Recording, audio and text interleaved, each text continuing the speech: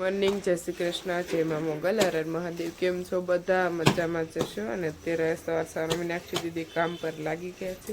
ચલો ગાઈસ, હું તમને બતાવું. જય શ્રી કૃષ્ણ. અત્યારે આ છે ને ગાયનું છાણ છે. અમારી બધી ગાયનું છાણ અત્યારે ભેગું કરી દીધું છે. અને આના માટે અમારે જ્યારે આપણે ધૂપ કરવો હોય ગાયના છાણનો, કે આખા વર્ષ માટે જે કરવું હોય એના માટે ધૂપ કરવા માટે અત્યારે આપણે છાણા થાપવા પડે. કારણ કે એવી કહેવત છે કે શિયાળાનું છાણું અને નાનપણનું નાણું. શિયાળાનું છાણું હોય ને અને આખું વર્ષ સ્ટોક કરવામાં આવે, તમે ગમે એટલું પછાડો કે ઓલું કરો તો આ તૂટતું નથી. અને જે નાનપણનું નાણું એવું જ છે કે આપણે જે નાનપણમાં પૈસા ભેગા કરેલા હોય તો આખી જિંદગી ગમે એટલું આપણે ગમે એ રીતે જીવીએ તો નથી ખૂટતા. તો એવી જ રીતે તો આજે અત્યારમાં અમે છાણા થાપવાનું કામ શરૂઆત કરી દીધી છે. ચાણને કોટિંગ લગાડી દેવાનું છે કા? ના ના, કોટિંગ કહેવાય, કોટિંગ. ગ્રીન કોટિંગ લગાવવાનું છે. હું પેલા બહુ સાણા થાપતી હો, ચકડા જેવા ગોળ ગોળ ચકડા. શિયાળાનું છાણ જેટલું થાય એટલાનું આખું વર્ષ જ્યારે ચૂલો ન જગતો હોય ત્યારે દેશી ચૂલો જગાવવા માટે અમે છાણનો ઉપયોગ કરી. અને પછી ધૂપ માટે ઉપયોગ થાય. હવન કુંડમાં જ્યારે હવન હોય ત્યારે ગાયના ગાયના છાણનું. ગયા વર્ષમાં તો કેટલા આપણે પેલા છાણા લઈ ગયા બધું, એટલે અલગ અલગ જગ્યાએ ઉપયોગ કરો કરીને રાખવાના હોય.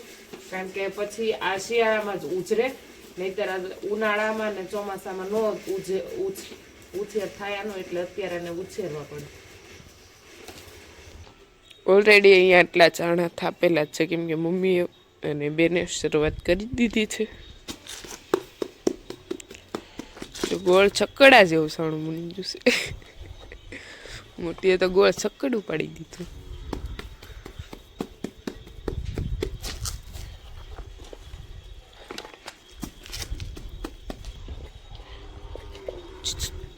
આવી રીતે થોડાક જેટલા દરરોજ છાણ ભેગું થતું જાય, એવી રીતે છાણા વધતા જાય. અને શિયાળો આવે એટલે એન્ડમાં ઘણા બધા છાણા કરી નાખવાના હોય. અને પછી એને એકારે ભેગા કરી અને સ્ટોક કરી દેવાનો. ચલો ગાઈઝ, અત્યારમાં પપ્પા જાય છે ઘાણી કઢાવવા ઘરની સિંગની. અને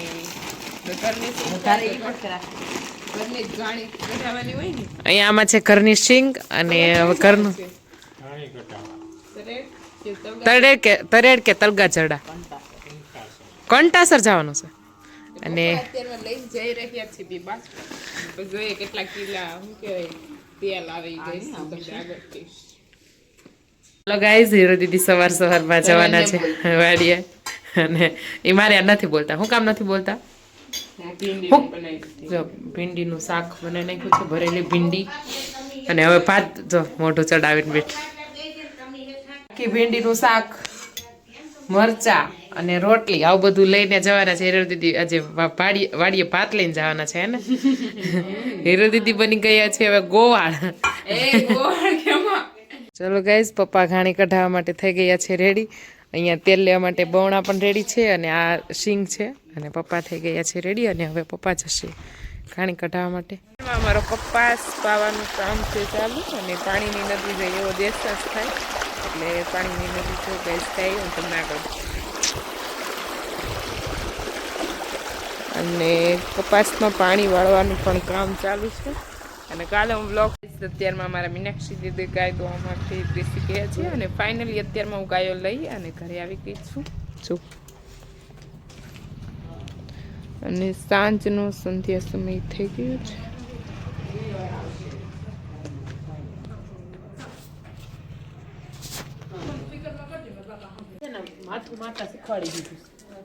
અત્યારમાં ગાયો મારી દોવાની છે. મીનાક્ષી દીદી ગાય દોવા માટે બેસી જવાના છે અત્યારે.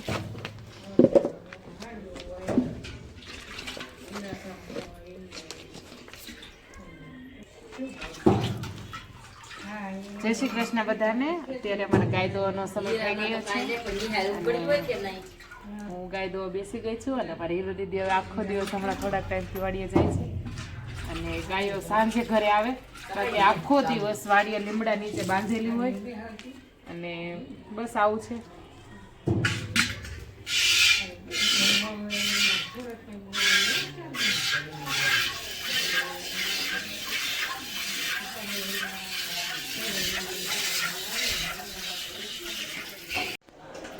ચલો ગાઈસ, સાંજનો સમય થઈ ગયો છે અને અત્યારે આપણે રસોઈ બનાવવાની તૈયારી ચાલુ છે. આજે બનાવવાના છે ચણાના લોટના પુડલા અને દહીંની તીખારી. ચણાના લોટના પુડલા માટેની તૈયારી શરૂઆત કરી દીધી છે. આમાં આપણે નાખવાની છે હળદર, પછી ધાણા જીરું. હળદર થોડીક વધારે, કારણ કે હીરુબેનને હળદર વાળું વધારે પસંદ છે. આયુર્વેદિકમાં હું માનું. વઘારી અને પછી લીલી મરચી જે આપણે ખાંડી નાખી હતી. લસણ નથી નાખ્યું? લસણ મીનાક્ષી દીદીને ઓછું લસણ ન કરી દે, એમને ઓછું લસણ પસંદ છે. મને નિમક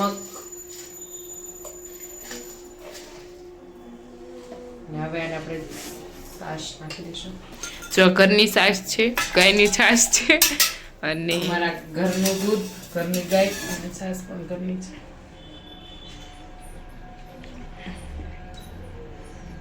અમારે પાણી નહીં નાખવું પડે કેમ કે અમારે ઘરે એકદમ ખાટું અને તીખું એવો સ્વાદ બધાની પસંદ છે. મોળોનો ભાઈ મોવડે પસંદ છે તમને મોળો? બિલકુલ નહીં. અમારે જ્યાં સુધી ઘરની લીંબુડી હતી, એટલે છે તે લીંબુડી અત્યારે અમારે ઘણી છે. વાવાઝોડાની અસર થઈ ગઈ અને હા, એટલે જે પહેલા લીંબુડી હતી ને એમાં લીંબુ ઘણા આવતા, પણ એમાં વાવાઝોડું જે તોકતે થયું ને એ પછી ને એમાં લીંબુ એ સુકાઈ ગઈ છે. અને અત્યારે લીંબુડી વાવાઝોડા પછી અમે ઘણી નાખી છે. અમારે લગભગ 10 કે 20 જેટલી છે, પણ હજી નાની છે એટલે થોડોક ટાઈમ લાગશે. પછી લીંબુથી ભરપૂર ખાવાનું છે. સાંજનો સમય થઈ ગયો છે અને અમારો અત્યારે પુડલા બનાવવાનો સમય થઈ ગયો છે અને ચૂલા ઉપર અમે વધારે પુડલા બનાવીએ, કારણ કે ચૂલા ઉપર જેટલો મોટો કરીએ એટલો અમારે પાકે છે. બાકી અમારા ગેસે તો પાકતો નથી, એટલા માટે અમારે ચૂલા ઉપર બનાવવો પડે.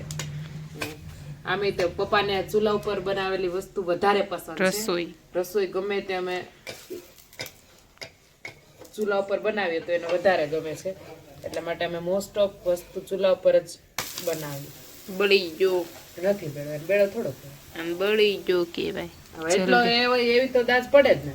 એને બળી જો કહેવાય. આઈ હોપ કે તમને અમારો આજનો વ્લોગ ગમ્યો હશે અને કાલે મળીએ નવા વ્લોગ સાથે.